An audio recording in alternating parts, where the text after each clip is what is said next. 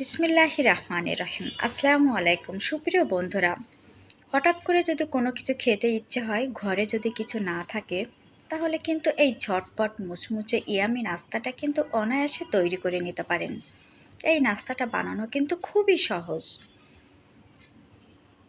একটা মিক্সিং বল নিয়েছি, ময়দা নিয়েছি 1 কাপ, শুকনো ঝরঝরা চাউলের গুঁড়া নিয়েছি হাফ কাপ, লবণ নিয়েছি স্বাদ অনুযায়ী,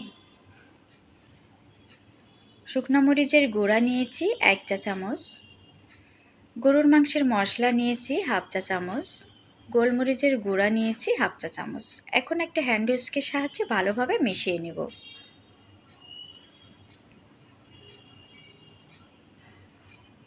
ভালোভাবে মিশিয়ে নেওয়া হয়ে গিয়েছে। ডিম দিয়েছি 1 পিস।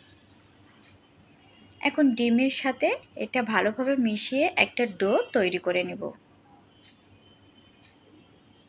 দিয়ে দিচ্ছি টমেটো সস। টেস্ট বাড়ানোর জন্য টমেটো সস বা টমেটো কেচাপটা মাস্ট দিতে হবে। দিয়ে দিচ্ছি একটু কালো জিরা, যাতে খাওয়ার সময় খুব টেস্টি হয়।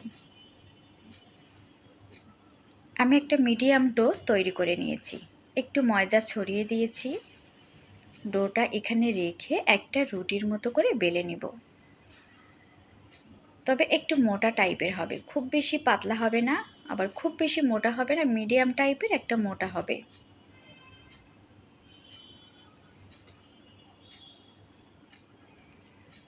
টমেটো সস আর ঘরে তৈরি শুকনো মরিচের গুঁড়া দিয়ে যদি এটা তৈরি করেন, তাহলে কালারটা এমনটাই আসবে।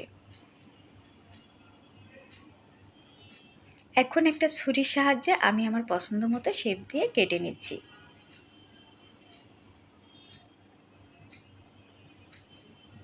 এই নাস্তাটা বাচ্চারা খেতে যে কতটা ভালোবাসবে, একবার বানিয়ে দেবেন তারা অনায়াসে চেটেপুটে খেয়ে ফেলবে।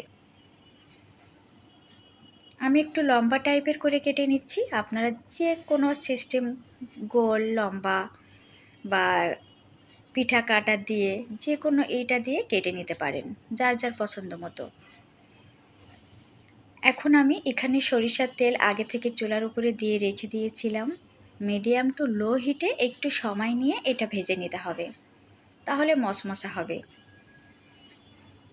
হাই হিটে ভাজলে উপরের অংশটা পুড়ে যাবে, কালারটা নষ্ট হয়ে যাবে, কিন্তু ভিতরে কিন্তু মশমশা হবে না।